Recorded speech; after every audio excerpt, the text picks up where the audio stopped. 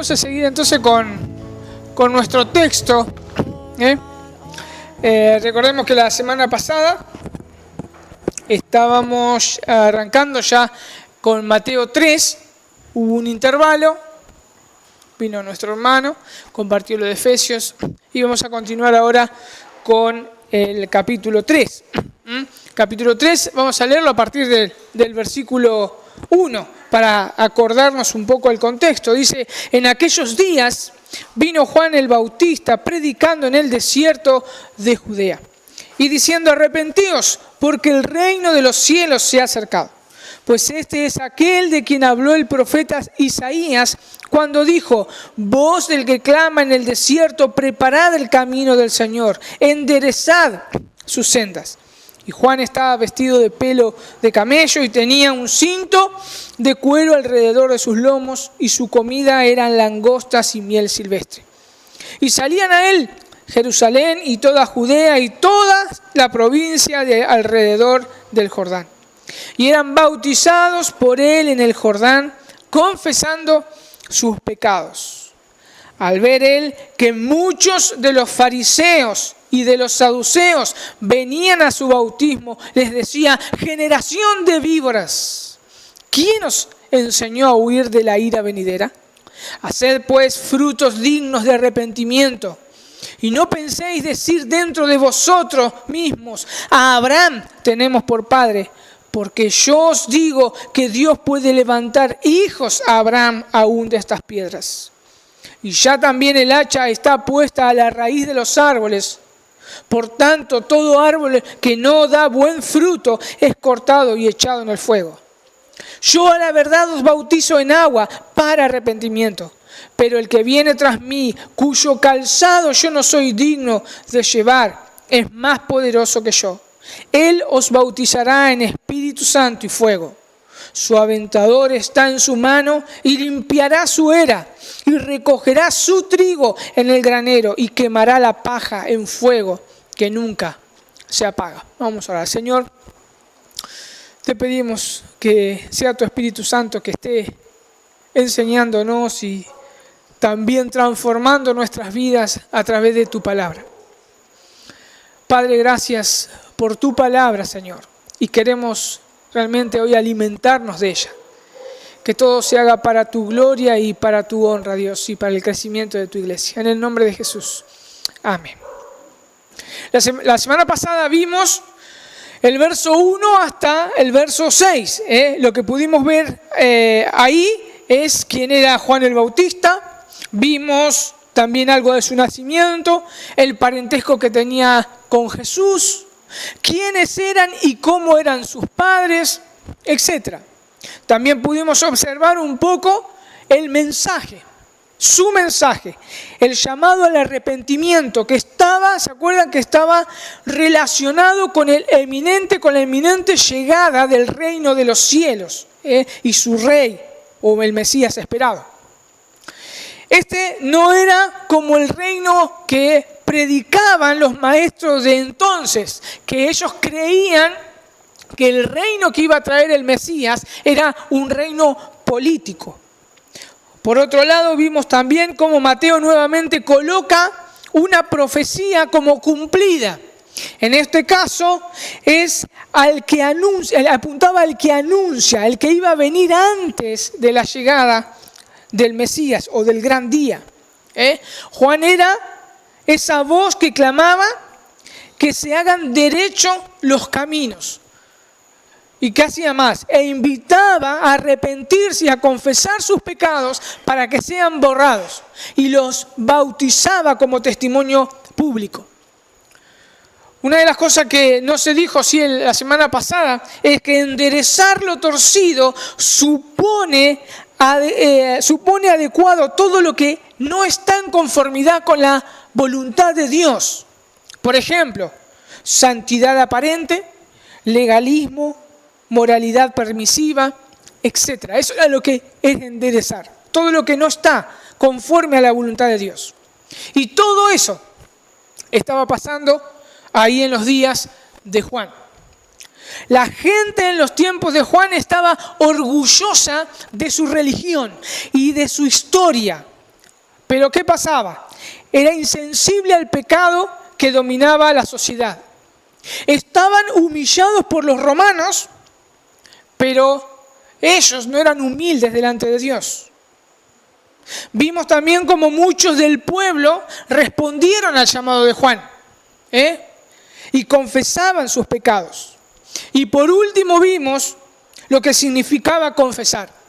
Y dice un autor, confesar no es contar a Dios los pecados que Él conoce de cada uno de los confesos, sino afirmar lo que Dios dice del pecado, es aceptación plena del que hace confesión. Es lo que decíamos, es hablar lo mismo.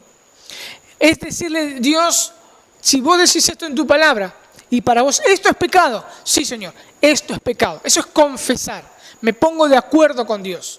Dios es el que dijo, y yo lo afirmo y digo, sí Señor, tenés razón, y me arrepiento. Eso es confesar.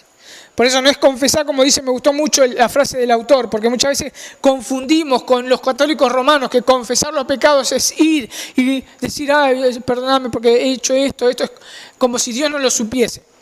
No, es mucho más que eso. Es mucho más que eso. Es ponernos de acuerdo con Dios. Es decir, vos decís que esto es pecado y Señor, tenés razón. No tengo excusa, como decíamos la semana pasada, la otra semana. No tengo excusa. No puedo poner ninguna excusa y confieso mi pecado. Y si nosotros nos ponemos a observar un poquito a nuestro alrededor, el mundo no es tan distinto al de aquel entonces. Sigue habiendo personas, por ejemplo, oprimidas, pero no humildes delante de Dios. Orgullosas que no sienten la necesidad de arrepentirse y confesar sus pecados. Tema que hoy vamos a estar viendo. Como dije, las personas orgullosas no ven la necesidad de arrepentirse. Es como una venda que tapa sus ojos y no permite ver la gracia y el amor de Dios. Eso es lo que hace el orgullo. Que es lo que nuestro texto, para colmo, es lo que el texto también nos enseña. Mostrarnos la gracia y el amor de Dios. Y como vamos a ver, estos fariseos por su orgullo no podían ver eso. Y muchas personas también.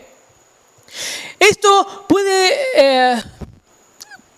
ser por diferentes razones el orgullo.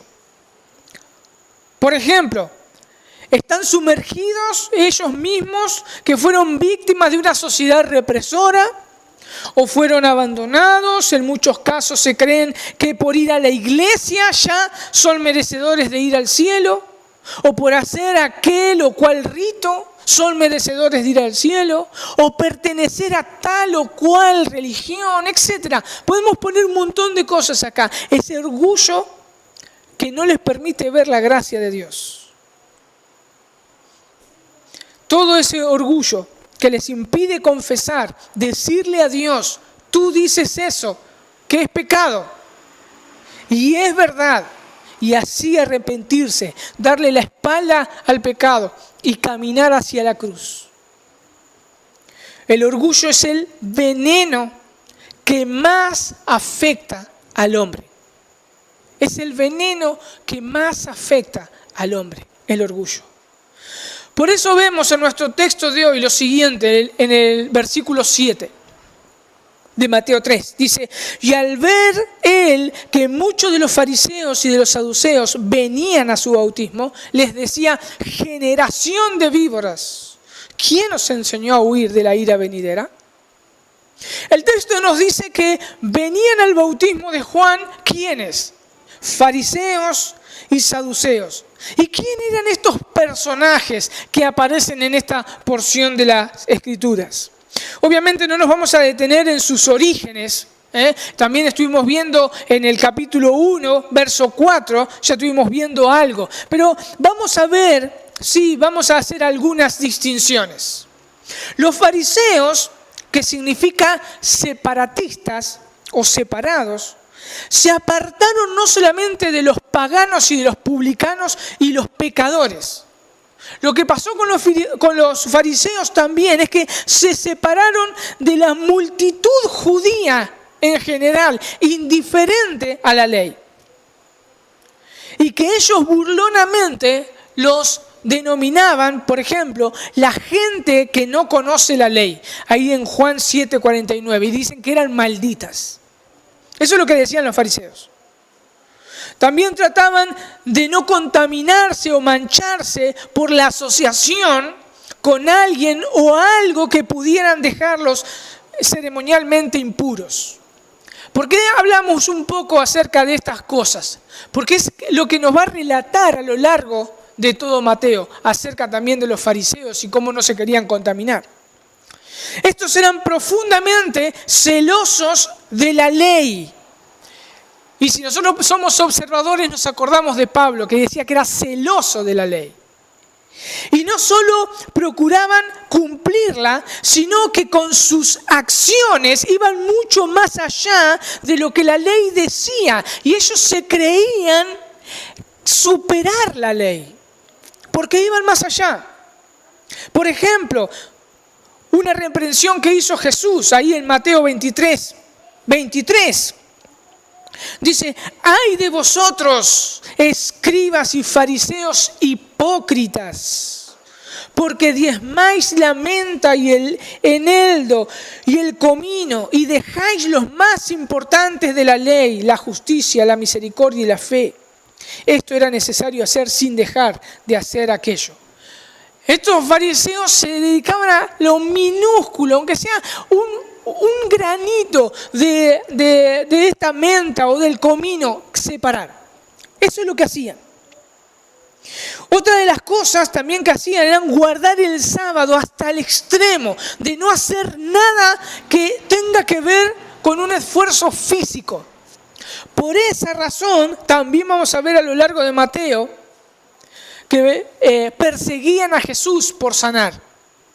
Y por ese esfuerzo que no estaba en la ley, sino ellos lo habían inventado, se olvidaban también ¿de qué? De la misericordia y del bien. Además, ellos tenían, además de los preceptos, además de los preceptos legales, guardaban también lo que se conocía como la tradición de los ancianos. Y esa tradición de los ancianos no estaba regulada por la ley, pero ellos la ponían como palabra de Dios. Esos eran los saduceos. En cambio los fariseos. En cambio los saduceos eran lo opuesto a los fariseos.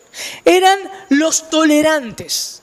Los hombres que aunque en forma ostentosa se aferraban a la ley de Dios, ¿qué hacían? Realmente no eran hostiles, por ejemplo, a la difusión del helenismo, esto es de la cultura griega. Los fariseos sí se oponían a la cultura griega. Los saduceos no, estaba todo bien, mezclaban todo. Estos también, los saduceos, pertenecían a la línea sacerdotal. Eran de la clase social alta, al contrario de los fariseos, que eran más del pueblo. Entonces, los saduceos, tenían a la ley por supremacía, pero a su vez los 5 libros de Moisés, el Pentateuco, eran superiores a todos los demás libros.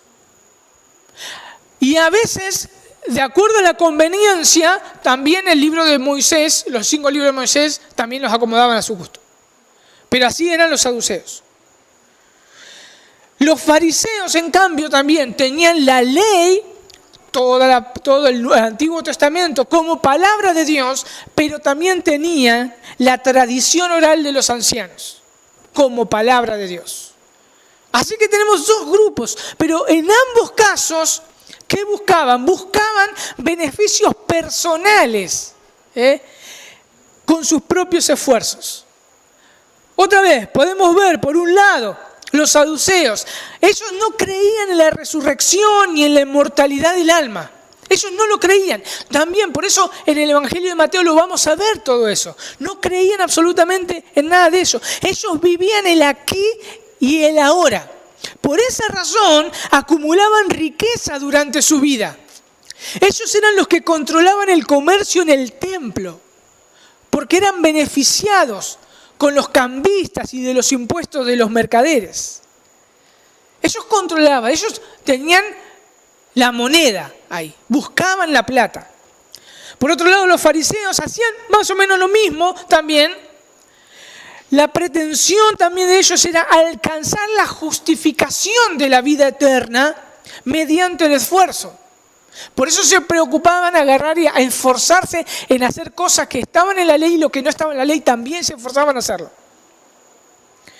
Tal pretensión de los fariseos los llevaba a sentirse superiores al resto de la comunidad y despreciar así a los que ellos llamaban pecadores. Por eso también tenemos la parábola del publicano y fariseo, que la dice Jesús ahí en Lucas 18, del 9 al 14, que no la vamos a leer, si quieren después la leen ustedes. Ahí tenemos la parábola, como ahí tenemos una imagen de cómo el fariseo va delante de Dios y el publicano y dice, no soy como este publicano. O sea, despreciando al publicano. Así los tenían. Ahora, quizá no querían perder la influencia sobre la multitud. Por eso, una de las preguntas que nosotros podemos hacer, ¿por qué estaban ahí con Juan? ¿Por qué fueron ahí a donde estaba Juan? Porque quizás no querían perder la influencia sobre la multitud que estaba ahí en torno a Juan. Y como les gustaba también ser vistos, fueron al lugar. Como decimos comúnmente, fueron a ver si podían recibir una tajada o parte del pastel. No querían perderse absolutamente nada ellos. Entonces, y como los saduceos, imagínense los saduceos, estaban con el poder político, estaban con la alta sociedad, eran vistos, y los saduceos más con el pueblo, y los fariseos más con el pueblo, y eran vistos también, claro, veían a la multitud ahí. ¿Se acuerdan que nosotros la semana pasada habíamos dicho que venían publicanos, soldados, de todas clases de gente al bautismo de Juan? Entonces, obviamente tenían que estar ellos ahí. Pero Juan los saluda de una forma no muy poco ortodoxa. ¿Cómo les dice Juan? ¿Cómo los recibe Juan? Les dice, generación de víboras. Generación de víboras, les dice. Es una expresión también que Jesús también usa para los escribas y los fariseos. También en el Evangelio de Mateo lo podemos ver, si quieren anotar, Mateo 12:34 y Mateo 23:33. Ahí Jesús usa la misma expresión, generación de víboras. Quizás la utilización de esta frase era muy conocida para los lugareños de ahí, porque en el desierto se encontraban muchas víboras que a la vista eran engañosas y se confundían con las ramas o las rocas del lugar. Y a su vez también estas víboras eran venenosas. Venenosas como el veneno que los fariseos muchas veces enseñaban, agregándole esas pequeñas cosas, esas tradiciones a la gente y exigiéndoselas como palabra de Dios. O también como los saduceos que permitían comercializar dentro del templo, lugar donde solamente era para la adoración a Dios. Quizá puede ser una expresión de eso. Pero también puede estar relacionado con el verso 9. Como ellos se consideraban hijos de Abraham, entonces Juan les dijo engendros de víbora, otra traducción. ¿Por qué? Porque generación, la palabra original en griego, generación, está relacionada con la descendencia. Entonces puede ser también que está relacionado esa frase, generación de víboras, con el versículo 9, diciendo, ustedes son realmente descendencia de víboras, engendro de víboras. Recordemos que también el Señor Jesús, ahí en Juan 8:44, el Señor Jesús les dijo que no podían considerarse como hijos de Abraham, sino cómo tenían que ser considerados, como hijos del diablo. Y si nosotros hacemos una analogía con respecto al diablo, él es la serpiente antigua. Entonces, hay relaciones que esa generación de víboras se puede aplicar ahí. Así que acá tenemos en presencia de Juan a los líderes religiosos que se creían mejores que los demás. Obviamente, como venimos diciendo, ese es el orgullo, mejores que los demás. Los saduceos eran, como decía, de la alta sociedad, descendientes de los sacerdotes, y se llevaban bien también aún con los políticos romanos, y por otro lado los fariseos, que se creían mejores también porque guardaban en una forma minuciosa pero realmente exagerada la ley, todo para ser vistos y alabados por los demás. Y tenemos el saludo de Juan, generación de víboras. Pero no solamente tenemos eso en ese versículo, sino que junto con ese saludo cariñoso de Juan, tenemos una pregunta. Dice, ¿quién nos enseñó a huir de la ira venidera? Recordemos que Juan viene proclamando el arrepentimiento porque el reino de los cielos se ha acercado. ¿Recuerdan? Versículo 1. Y en la mente de los judíos estaba la expectativa de la venida del rey, de aquel hijo de David prometido, que también Mateo, en la genealogía de Jesús, en el capítulo 1, versículo 1, dijo, él es el hijo de David. ¿Se acuerdan? Lo señaló. Pero estos judíos esperaban a ese rey, hijo de David. Y Juan los estaba llevando a pensar en lo que ellos conocían y fueron enseñados con respecto a las profecías del Antiguo Testamento y lo que se iba a venir cuando llegase el Mesías prometido. Estos fariseos y saduceos tenían que comenzar a escarbar en los archivos de su mente y a empezar a ver las profecías. También recordemos cuando Herodes, ¿se acuerdan? Llama a los escribas y a los príncipes, los sacerdotes que eran saduceos, los llama para preguntar cuándo iban a ser el Mesías. ¿Se acuerdan? El rey de Israel. Bien, y Juan dice, ¿quién nos enseñó? Una de las cosas que se esperaba que iba a suceder era la liberación y la bendición del pueblo de Israel. Y por otro lado era el juicio y la ira de Dios contra los pecadores gentiles. Y especialmente en ese momento contra los romanos, quien estaba oprimiendo al pueblo de Israel. Eso es lo que pensaban estos hombres. Y podemos ver algunos versículos, si quieren, ahí en Sofonías. Son 4 libros más atrás que Mateo. Estamos en Mateo, réstanle en 4 libros. Sofonías 1:15. Sofonías está hablando ahí de la ira de Dios, del día de la ira de Dios. Dice Sofonías 1:15.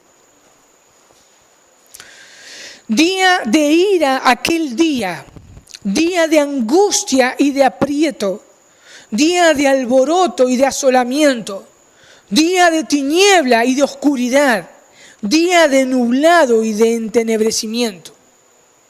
Terrible lo que está diciendo ahí Sofonías. Veamos también el capítulo 2 de Sofonías, versículo 2 y 3.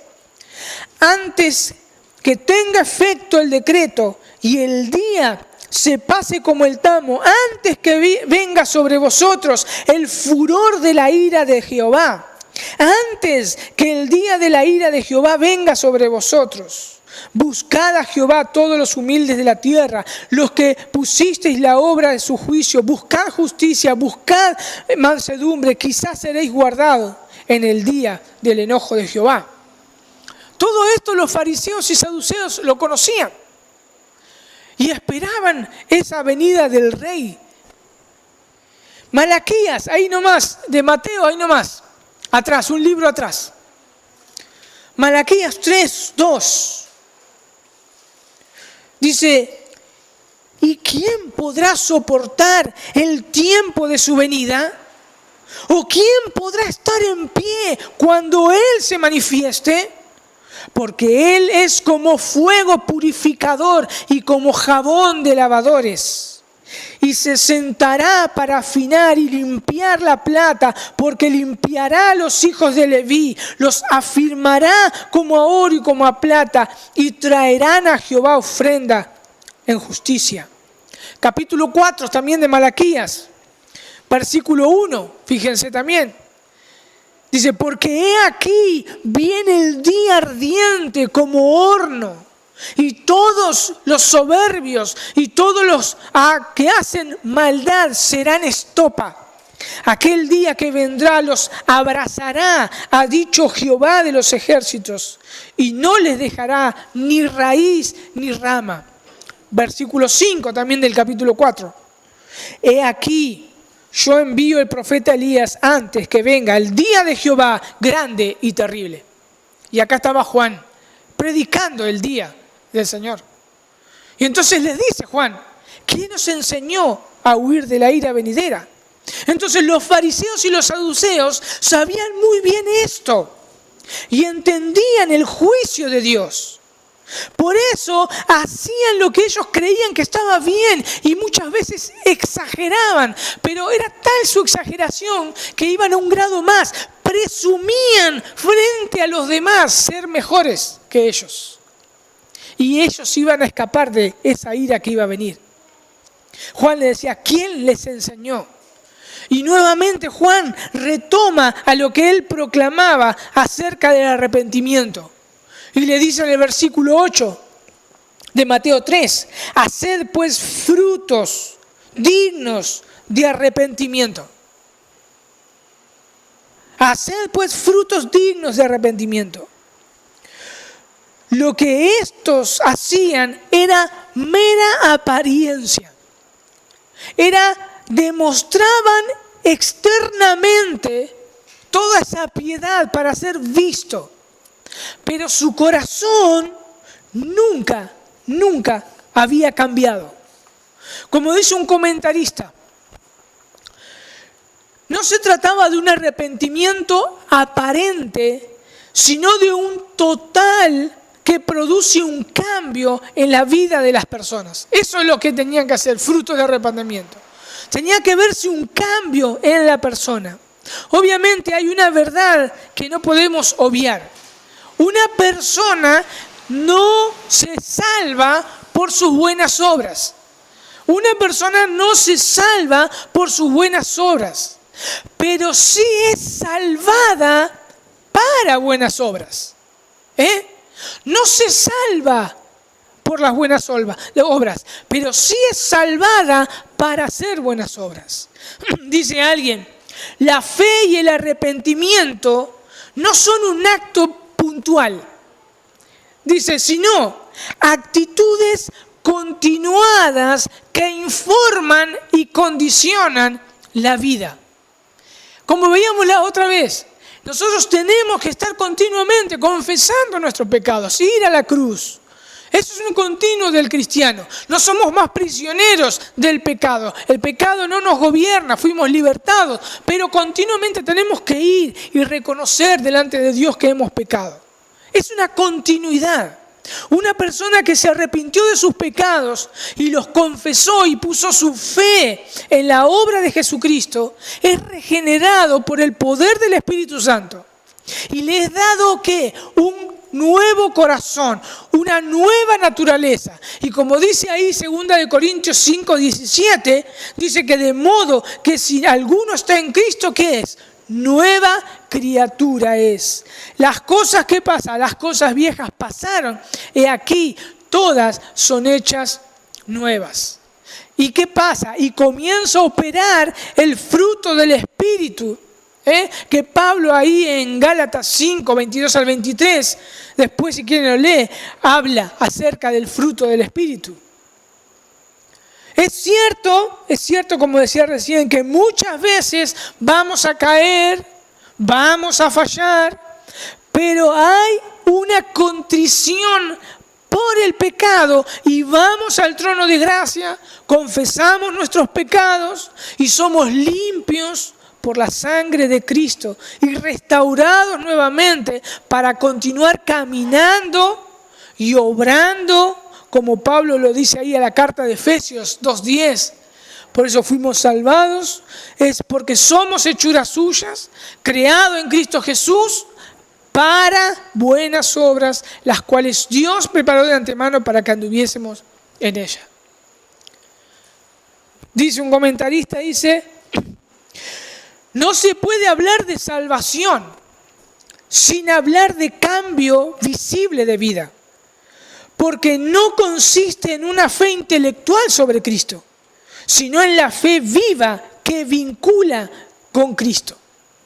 Y este era el llamado de Juan a esos líderes religiosos, quienes estaban orgullosos por lo que eran y por lo que hacían. Y es como decirle, Juan, ustedes también deben arrepentirse. Y no solo eso, deben tener frutos de arrepentimiento. Porque estas personas eran expertas en mentir, en presentar una imagen que no lo eran. Por eso, sabiendo Juan lo que pensaban estos líderes, les dice, versículo 9 de Mateo 3, y no penséis decir dentro de vosotros mismos, a Abraham tenemos por padre, porque yo os digo que Dios puede levantar hijos a Abraham aún de estas piedras. Juan conocía muy bien su ambiente, a esos líderes religiosos de su época, quienes se jactaban y ponían toda su confianza en sus propias obras, ponían su confianza en su conducta, que a los ojos de ellos estaba bien, pero sobre todas las cosas ponían la confianza en que eran descendientes de Abraham. Se gloriaban ellos de tener por padre a Abraham. Y ellos pensaban que un hijo de Abraham no podía ser condenado. Pero Juan, ¿qué hizo? Apuntó a la raíz del orgullo. Por eso le dice, y no penséis decir dentro de vosotros, a Abraham tenemos por padre. Le apuntó ahí, a la raíz del orgullo de estos fariseos y saduceos. Ellos creían que Juan hacía el llamado al arrepentimiento a todos los gentiles y al pueblo pecador, como lo llamaban ellos, pero nunca a ellos. ¿Por qué? Porque, como decía, eran hijos de Abraham. Y ellos, por ser hijos de Abraham, tenían la bendición de Abraham por descendencia. Pero nosotros tenemos la explicación de un fariseo de fariseos, que era Pablo, y lo explica muy bien cómo es el asunto de la bendición de Abraham. La justificación de Abraham y todos aquellos que creen es por fe, y no por descendencia. Y tenemos muchos versículos que podemos ver, que no los vamos a tratar. Génesis 15:6. Romanos 4:3, Romanos 4:9, Romanos 4:21-22, Santiago 2:23. Esos versículos los tenemos y dicen, y hablan todos que son justificados por la fe. Es decir, que la bendición de Abraham alcanza a todos los que creen por la fe. Fíjense ahí en Gálatas 3:8, nuevamente, hablando Pablo acá, la carta de Gálatas. Siempre teniendo esto, Pablo conocía muy bien cómo se manejaban los fariseos, porque él había sido fariseo, y lo explica. Y explica cómo es esto de la descendencia de Abraham. Dice, la Escritura, hablando del Antiguo Testamento, y la Escritura, previendo que Dios había de justificar por la fe a los gentiles, dio de antemano las buenas nuevas a Abraham, diciendo, en ti serán benditas todas las naciones. Dice, de modo que los de la fe son bendecidos con el creyente Abraham. Lo explicó muy bien. No era por la descendencia. Por eso es que no debían estar orgullosos. No debían estar orgullosos, sino debían arrepentirse para poder entrar en el reino de Dios que estaba próximo. Pero si fuese poco, Juan les dice algo más a estos fariseos y saduceos. Les dice, Dios puede levantar hijos si quiere aún de estas piedras. Posiblemente estaba aludiendo ahí a las rocas que estaban ahí en el desierto. Posiblemente puede llegar a ser eso. También quizá pudo estar hablando de los corazones de aquellas personas que estaban presentes, aludiendo o pensando en Ezequiel 36:26, que dice, y os daré corazón nuevo y pondré espíritu nuevo dentro de vosotros y quitaré de vuestra carne el corazón de piedra y os daré un corazón de carne. Quizá estaba pensando en esas dos cosas, Juan. Al igual que los demás, entonces, ellos también iban a la condenación si no se arrepentían de sus pecados. Pero Juan no se queda ahí. Para que sea más impactante en la mente de sus oyentes, ¿qué hace Juan? Lo grafica de una manera que seguramente era habitual en el pueblo. Versículo 10.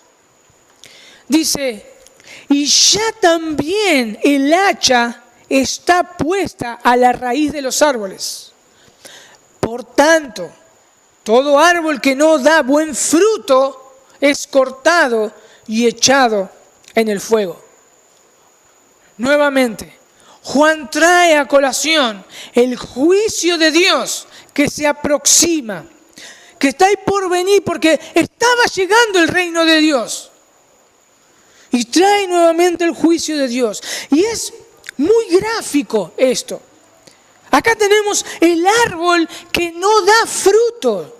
Y es un paralelismo con las personas que no dan frutos dignos, donde no hay un verdadero arrepentimiento, que viven vidas de supuesta verdad, de supuesta piedad, o también alejadas completamente del Evangelio. Esos árboles, ¿qué iban a pasar? ¿Cuál iba a ser el fin? Se irían cortados y quemados. Este es el mensaje central. La advertencia, el reino de los cielos se acerca, el rey está a las puertas, está cerca y vendrá. ¿Con qué? Con una bendición, pero también con un juicio. Y la única manera de entrar en ese reino es arrepintiéndose y que realmente ese arrepentimiento sea genuino. Ese es el mensaje de Juan. Esto no es un mensaje catastrófico, esto no es un mensaje sin misericordia o para asustar a la gente. Juan, el mensaje de Juan está lleno de gracia, es la gracia de parte de Dios. Dios tranquilamente nos podía haber consumido y dejado a nuestra voluntad y nosotros nos podíamos haber destruido por completo. Dios podía haber hecho eso. Pero como dice Juan en su Evangelio, Juan 3:16, porque de tal manera amó Dios al mundo que ha dado a su Hijo unigénito para que todo aquel que en él crea no se pierda, mas tenga vida eterna. El mensaje de Juan el Bautista es misericordia, es gracia, es amor. Por eso está advirtiendo a estas personas a que se arrepientan de corazón. Esa es la advertencia. Pero la pregunta que nos podemos hacer es la siguiente, si leemos bien el texto. Quizás Juan se equivocó al anunciar que el juicio estaba a la puerta, porque eso no sucedió. El juicio no sucedió. Bien, para responder a esta pregunta, en primer lugar, veamos cómo los profetas del Antiguo Testamento veían la venida del Señor. Ya vimos algunos pasajes, ¿no? Vamos a ver uno más. Vimos que iba a traer libertad, pero también iba a traer juicio. Veamos uno más. Veamos al profeta Isaías 61, Isaías 61:1. Cómo Dios le reveló ese día cuando su Hijo venga. Isaías 61:1. Dice, el Espíritu de Jehová, el Señor, está sobre mí, porque me ha ungido Jehová, me ha enviado a predicar buenas nuevas a los abatidos, y vendará a los quebrantados de corazón, y a publicar libertad a los cautivos, y a los presos apertura de la cárcel. Versículo 2 de Isaías 61 dice, y proclamar el año de la buena voluntad de Jehová. ¿Y qué más? Y el día de venganza del Dios nuestro, y a consolar a todos los enlutados. Dos acciones simultáneas vemos ahí. Consolación, pero también juicio, venganza. Eso es lo que tenían los profetas del Antiguo Testamento, lo que veían.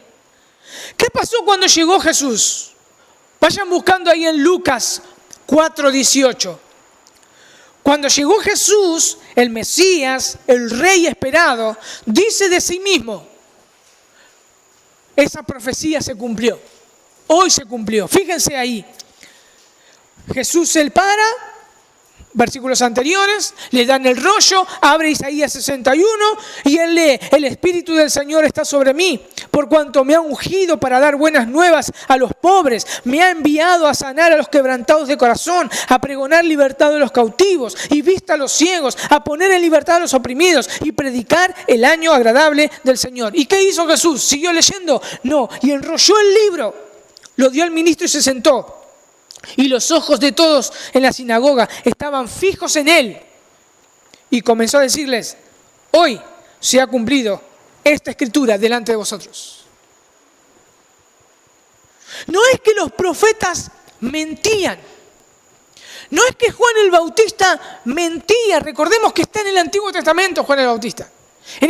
Mejor dicho, en el Antiguo Pacto todavía está Juan el Bautista. Juan el Bautista era un profeta también. Ese profeta que después de 400 años viene a anunciar que el reino de los cielos ya se acercaba, ya estaba. Pero ellos no mintieron. Eso es lo que ellos veían como un acontecimiento único y al mismo tiempo. Pero como todo, la revelación de Dios es progresiva. Eso iba a suceder en dos tiempos. En dos tiempos. Con la primera aparición de Jesús. Es el primer tiempo de la gracia de Dios. Él vino como siervo sufriente para pagar por los pecados la deuda que nosotros no podíamos pagar. Dios hoy sigue esperando que muchos pecadores se arrepientan y vengan a Él en fe y crean en la obra de su Hijo Jesucristo. Pero la segunda venida que todavía no sucedió, nuestro Señor Jesús no vendrá como siervo, sino como juez. Y es ahí donde no hay más oportunidad de arrepentirse. Estos profetas veían como un solo acontecimiento. Para que nosotros lo podamos ver gráficamente, me gustó mucho como una vez lo dijo Josías, uno de los pastores de Gracia a Vosotros. Es como si nosotros miramos las cordilleras o una sierra. Si nosotros las vemos de perspectiva, vemos las puntas. Y nosotros vemos las puntas y podemos mirar así y decir, están una cerca de la otra. O sea, nosotros no vemos el medio. Quizás están separadas por kilómetros. Entonces los profetas del Antiguo Testamento veían así, como si fuese un acontecimiento seguido del otro. Ellos no tenían esa revelación todavía, que es la revelación que nosotros hoy tenemos, porque tenemos todas las Escrituras. Y ya Dios habló todo lo que tenía que hablar por medio de su Hijo Jesucristo. Hoy nosotros sabemos que esos son dos acontecimientos diferentes. Y acá Juan no lo sabía, porque era un profeta todavía del Antiguo Pacto. Él veía un solo acontecimiento, pero eso no quiere decir que sea mentiroso. Eso iba a suceder. Eso iba a suceder.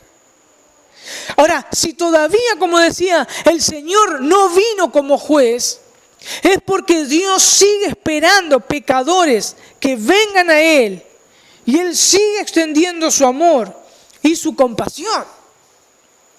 Vemos su gracia de Dios. Pero para aquellos que no se arrepienten, acá va lo que significa: el hacha está a la raíz o apoyada junto a la raíz, listo para cortar ese árbol que no da fruto. Son para aquellos que no se arrepienten de sus pecados. Es como decirle, el juicio está de un abrir y cerrar de ojos. Nosotros no sabemos cuándo va a venir el Señor, ni tampoco sabemos cuándo nos vamos a morir. Entonces el hacha está apoyada ahí, sobre la raíz de los árboles.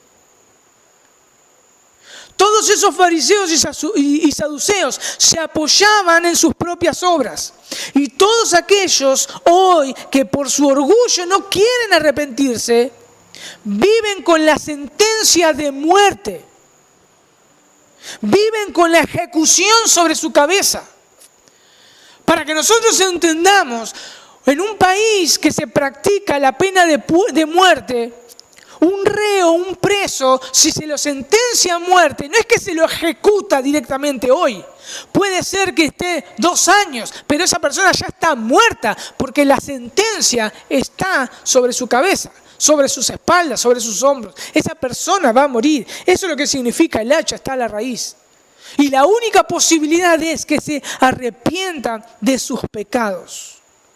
Eso es lo que les transmitió ahí Juan cuando les dice que serán cortados y echados en el fuego, porque solamente sirven para eso. Pero inmediatamente Juan hace una advertencia de quién era él. Fíjense en el versículo 11 de Mateo 3. Yo a la verdad os bautizo en agua para arrepentimiento, pero el que viene tras mí, cuyo calzado yo no soy digno de llevar, es más poderoso que yo. Él os bautizará en Espíritu Santo y fuego. Es como decir, ustedes responden a mi llamado, se arrepienten y yo simplemente los bautizo con agua. Es lo único que puedo hacer. Ellos sabían, esta gente sabía acerca de la purificación del antiguo pacto.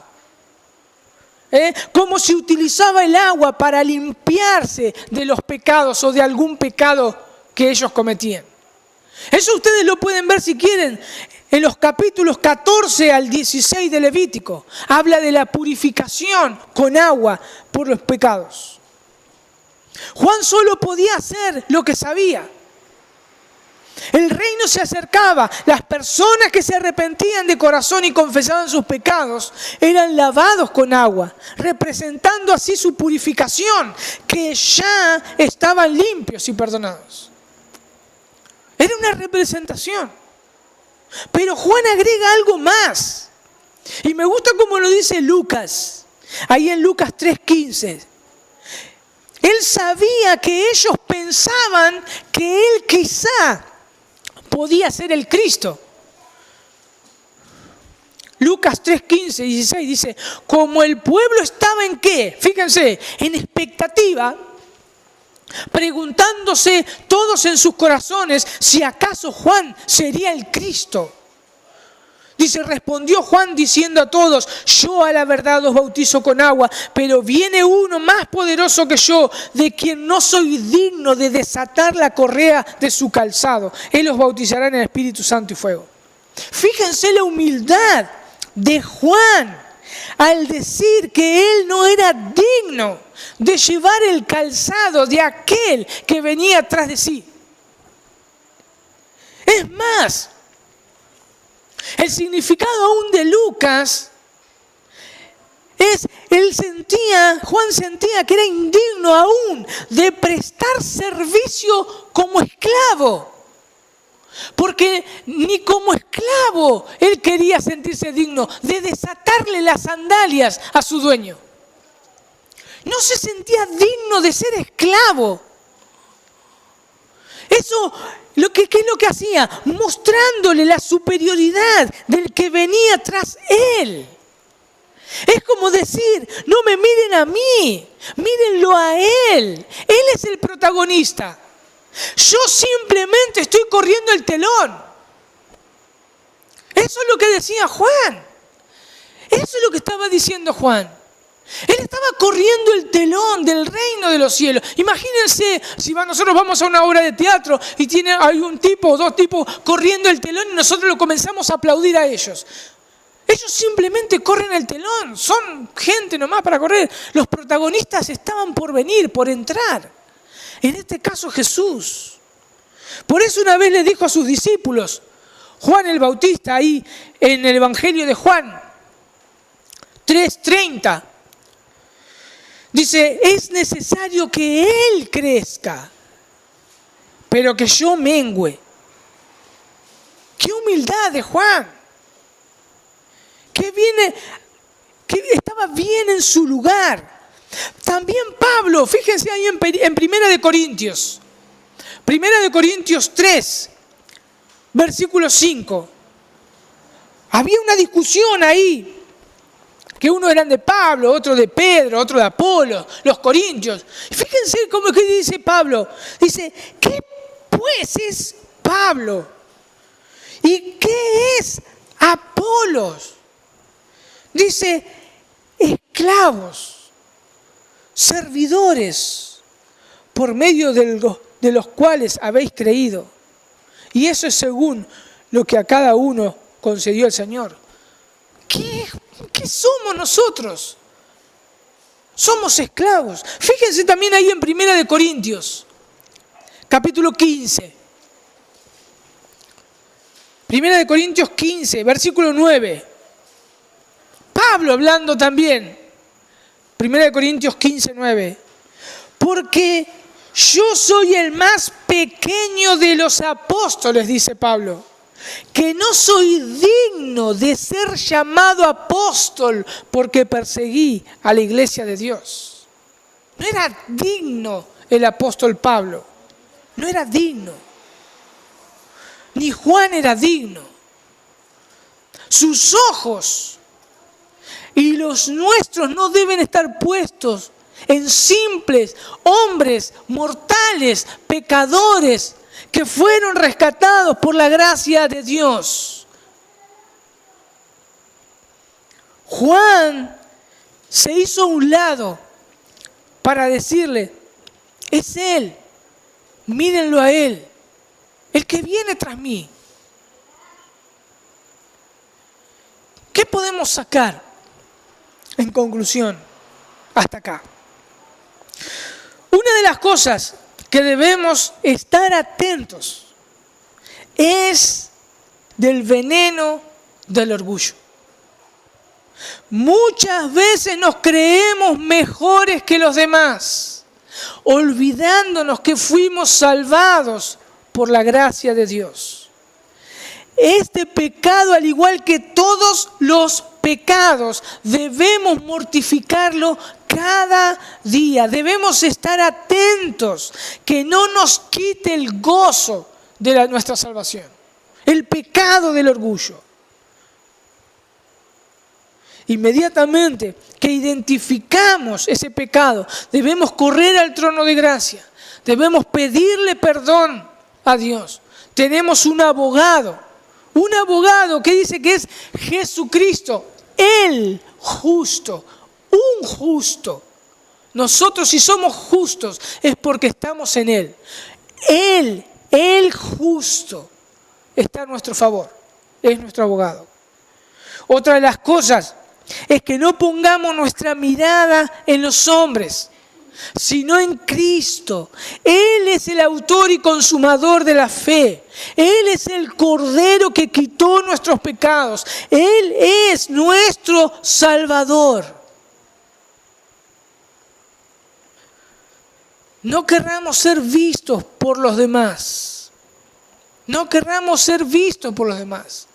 Seamos como Juan, como Pedro, como tenemos testimonios en la Escritura, como Pablo. Simplemente corramos el telón y mostremos a Cristo. Mostremos a Cristo. Mostremos a Cristo. Pero sí una advertencia para aquellos que no se arrepientan de sus pecados. Y se creen que no tienen nada de qué arrepentirse. Y se comparan, como lo hacían los fariseos, con otros pecadores que quizás eran peor que ellos. O quizás sea peor que usted, el pecador que no se quiere arrepentir. Todavía hay tiempo. Y no desperdicies ese tiempo. No sea que un día te encuentres con el Señor, pero no como Salvador, sino como juez. Allí será el lloro y el crujir de dientes. Hoy las puertas todavía están abiertas. Y lo único que podemos decir es: arrepiéntanse de sus pecados, crean en el Señor Jesucristo y serán salvos. Vamos a orar. Señor, gracias por tu inmensa misericordia, Dios. Gracias por tu palabra. Señor, líbranos de nuestro orgullo. Señor, es realmente un veneno que consume a las personas. Líbranos, Señor, del legalismo. Líbranos del orgullo. Que veamos a Cristo morir por nosotros, pecadores que no merecíamos la salvación. Tú eres el protagonista, Señor. Ayúdanos para mostrarte a ti, Señor. Al mundo mostrarle quién eres, Señor. Y ten misericordia de aquellos que todavía no se han arrepentido. Guíalos al arrepentimiento.